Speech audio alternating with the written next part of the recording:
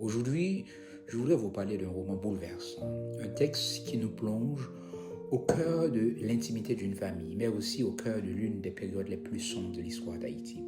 Je veux parler de Saison sauvage de Ketli Mars.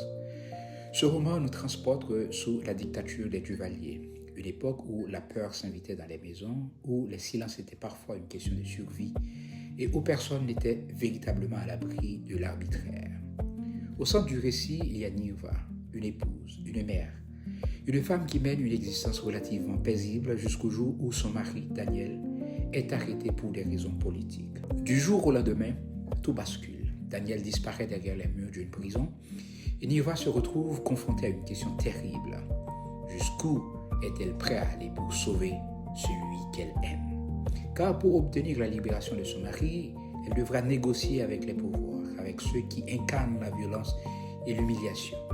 Elle devra traverser des frontières qu'elle n'aurait jamais imaginé franchir, comme par exemple devenir la maîtresse du bourreau de son mari. Et c'est là que Ketli Mars nous saisit, parce qu'elle refuse les jugements faciles. Elle ne nous présente ni des héros parfaits, ni des victimes idéales. Elle nous montre des êtres humains pris au piège de circonstances qui les dépassent.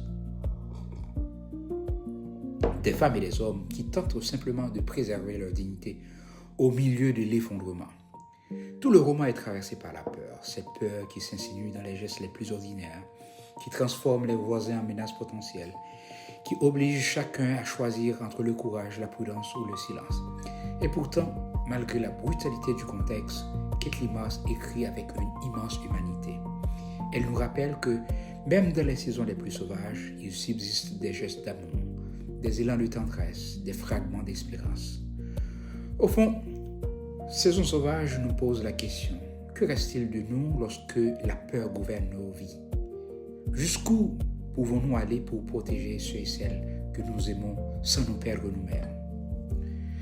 Ketli Mars ne nous offre pas de réponse définitive. Elle nous laisse plutôt avec l'inconfort de ces choix impossibles et avec cette certitude. Derrière les grands événements de l'histoire se cachent toujours des vies ordinaires, des blessures silencieuses, des actes de courage que personne ne voit parfois. Alors, entre amour, survie et dignité, il reste peut-être une question. Savons-nous réellement ce que nous serions capables de faire si ceux et celles que nous aimons vraiment étaient menacés? Et 3. Crois-tu qu'il existe des circonstances où la survie justifie des compromis que l'on pensait autrefois impensables? Dis-moi en commentaire ou écris-moi. Merci.